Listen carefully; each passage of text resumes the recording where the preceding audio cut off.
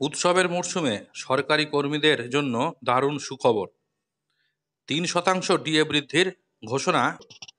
এইরকমই একটি খবর কিন্তু এই মুহূর্তে উঠে আসছে। বিভিন্ন জায়গায় এই খবরটা দেখা যাচ্ছে।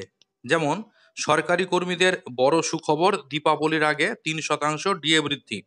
তবে দুঃখের বিষয় হলো এই যে এই ডিএ কিন্তু রাজ্য সরকারি কর্মীদের জন্য নয়। কেন্দ্রীয় সরকার ৩% মহার্ঘ ভাতা বৃদ্ধির সিদ্ধান্তে শিলমোহর দিল। ১ জুলাই থেকে কার্যকর হবে এই বৃদ্ধি। এরিয়ার টাকা অক্টোবরের বেতনের সাথে মিলবে কর্মীদের হাতে। অর্থাৎ বোঝাই যাচ্ছে যে এই ৩% ডিএ বৃদ্ধি কিন্তু কেন্দ্রীয় সরকারি কর্মীদের। দীপাবলির আগে কেন্দ্রীয় সরকারি কর্মী ও পেনশনারদের জন্য এলো বড় সুখবর। কেন্দ্রীয় সরকার ঘোষণা করেছে ৩% ডিএ বৃদ্ধি কার্যকর করা হচ্ছে চলতি বছরের ১ জুলাই থেকে। অর্থাৎ এই বৃদ্ধি রেট্রোস্পেকটিভ এফেক্ট কার্যকর হবে এবং জুলাই, আগস্ট এবং সেপ্টেম্বর মাসের এরিয়ার টাকা অক্টোবরের বেতনের সাথে পাবেন কর্মীরা। ফলে দীপাবলির আগে তাদের হাতে একটা বড় অঙ্কের অর্থ কিন্তু আসতে চলেছে। বকেয়া ডিএ সহ যে ডিএ বৃদ্ধি ঘটেছে সেই ডিএ বৃদ্ধির দরুন। বিস্তারিত জেনে নিয়ে চলুন।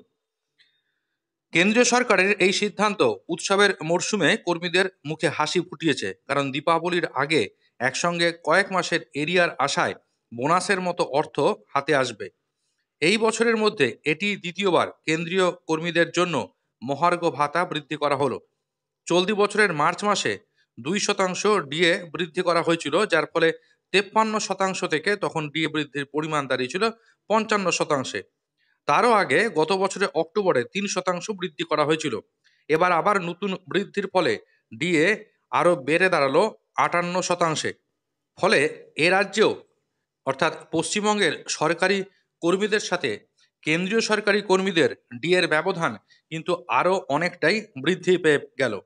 কিন্তু কেন বাড়ানো হলো কেন্দ্রীয় সরকারি কর্মচারীদের জন্য এই ডিএ? ডিএ বা মহার্ঘ ভাতা সাধারণত মূল্যবৃদ্ধির সঙ্গে সাযুজ্য রেখে ঘোষণা করা হয়। কনজিউমার প্রাইস ইন্ডেক্স এর ভিত্তিতেই কেন্দ্রীয় কর্মীদের ডিএ সংশোধন করা হয়। বিশেষজ্ঞরা মনে করছেন এবারের ডিএ বৃদ্ধি মূলত মুদ্রাস্ফীতি রুখতে এবং কেন্দ্রীয় সরকারি কর্মীদের ক্রয় ক্ষমতা বৃদ্ধির জন্যই কিন্তু বাড়ানো হয়েছে।